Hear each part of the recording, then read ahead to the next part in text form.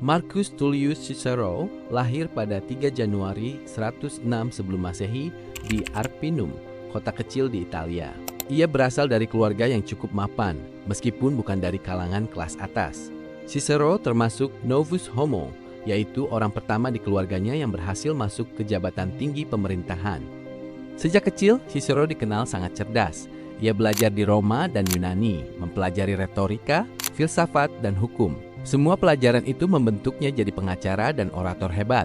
Ia mulai tampil di pengadilan sekitar tahun 81 sebelum Masehi dan langsung menarik perhatian setelah berhasil membela Sextus Roscius dari tuduhan membunuh ayahnya.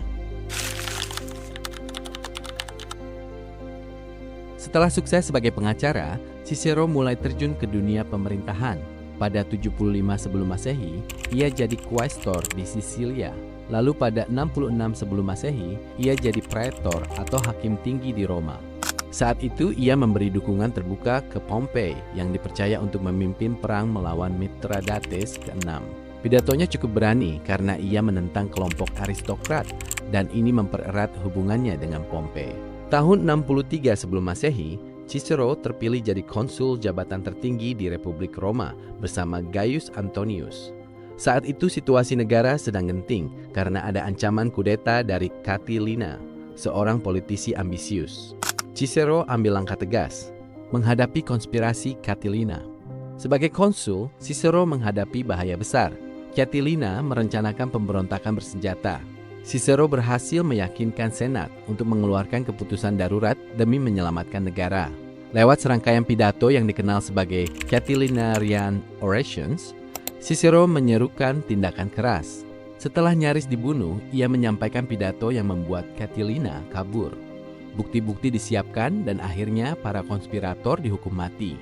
Cicero cuma berkata satu kata saat mengumumkan eksekusinya, "Fixerun," yang artinya mereka sudah mati.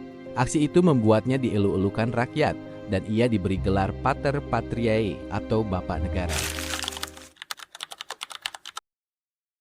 Setelah masa kejayaan sebagai konsul, situasi pemerintahan Roma berubah. Muncullah triumvirat pertama koalisi Caesar, Pompei, dan Crassus. Cicero awalnya menolak bergabung karena ingin mempertahankan kebebasan Senat, tapi pada akhirnya ia lebih memilih mendukung Pompei. Tahun 58 sebelum Masehi, lawan Cicero, Claudius, berhasil membuat undang-undang yang memaksanya diasingkan. Cicero pun kabur ke Makedonia. Setahun kemudian, berkat tekanan dari Pompei dan Milo, ia diizinkan pulang. Rakyat menyambutnya dengan meriah. Meski sempat kembali ke pemerintahan, Cicero merasa tidak cocok dengan arah pemerintahan saat itu. Ia lebih fokus menulis karya-karya penting seperti De Oratore, De Republica, dan De Legibus. Ia juga kembali ke dunia hukum, walau tak selalu berhasil. Contohnya ketika ia gagal membela Milo yang membunuh Claudius. Tahun 51 sebelum Masehi, Cicero diangkat jadi gubernur di Kilikia dan ia menunjukkan kepemimpinan yang baik selama masa itu.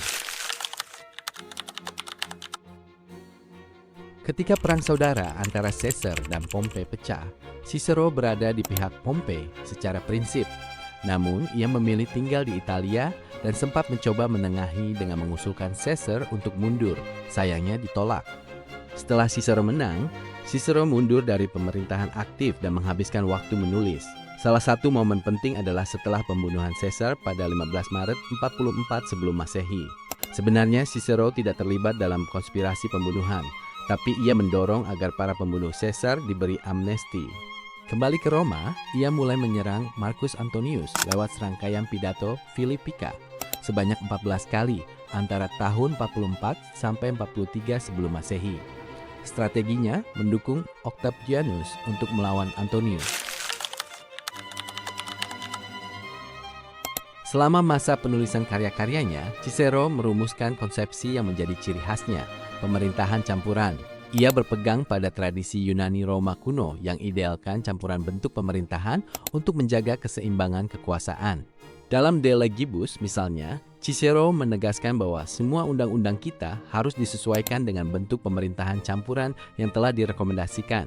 Artinya, ia ingin agar hukum dan institusi negara mencerminkan konstitusi ideal yang menggabungkan elemen raja atau satu pemimpin tertinggi, dewan kaum bijak, dan kehendak rakyat banyak.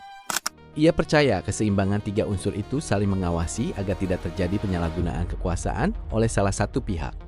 Seperti yang diabadikan dalam pidatonya, Cicero menjelaskan bahwa tidak ada satupun bentuk pemerintahan yang boleh mendominasi, sebab masing-masing dari tiga bentuk pemerintahan itu mengikuti jalan curam dan licin yang mengarah pada versi rusakannya sendiri. Dengan kata lain, demokrasi murni bisa berubah menjadi anarki, monarki bisa jadi tirani, aristokrasi bisa jadi oligarki, dan masing-masing cenderung merusak dirinya sendiri tanpa adanya keseimbangan. Cicero bahkan mengakui kelemahan sistem republik murni. Dalam De Republica, ia menulis bahwa pemerintahan republik yang stabil membutuhkan kehadiran seorang individu yang berkuasa seperti sosok ideal Pompei untuk menjaganya tetap utuh. Pernyataan ini secara implisit mengkritik Republik Romawi abadinya yang terlalu demokratis dan lemah dalam krisis. Ia sadar tanpa pemimpin yang kuat dan tanpa karakter rakyat yang berdisiplin, republik bisa rapuh. Sebagai filosof pemerintah Stoa yang moderat, Cicero menekankan pentingnya concordia dan harmonia antara kelas-kelas sosial. Ia pun pernah menulis bahwa apa yang disebut harmoni bagi musisi, demikianlah keselarasan bagi sebuah negara. Keselarasan adalah ikatan keamanan terkuat dan terbaik bagi suatu bangsa. Dari bukunya De Officiis maupun pidatonya, ia mendorong para elit Romawi agar mengutamakan kebajikan dan kepentingan umum di atas ambisi pribadi. Cicero akhirnya menjadi korban peralihan kekuasaan. Ketika triumvirat kedua antara Octavianus, Antonius, dan Lepidus terbentuk akhir Oktober 43 sebelum Masehi, nama Cicero dimasukkan dalam daftar eksekusi. Pada 7 Desember 43 sebelum Masehi, ia ditangkap oleh pasukan Antonius di Formia. Sebelum mati, ia sempat berucap sinis, "Tidaklah patut kau lakukan demikian, prajurit, tapi bunuhlah aku dengan benar." Setelah dibunuh, kepala dan tangannya dipaku di rostra di Forum Romawi sebagai peringatan. Peperangan pemerintah dengan Cicero telah berakhir. Ia berusia 63 tahun saat menghembuskan nafas terakhirnya. Kepergian Cicero sangat disayangkan banyak orang di zamannya. Ia dikenang sebagai pejuang gigih mempertahankan konstitusi republik dan kebebasan berpendapat. Sepanjang ratusan tahun kemudian, karyanya menjadi rujukan penting dalam pemikiran pemerintahan Barat. Indonesia dalam naskah asli Undang-Undang Dasar 1945 memiliki struktur pemerintah yang mewakili tipe ideal menurut Cicero. Di antaranya monarki yang diwakilkan dengan eksekutif, aristokrasi yang diwakili oleh lembaga legislatif, dan demokrasi yang diwakili oleh MPR.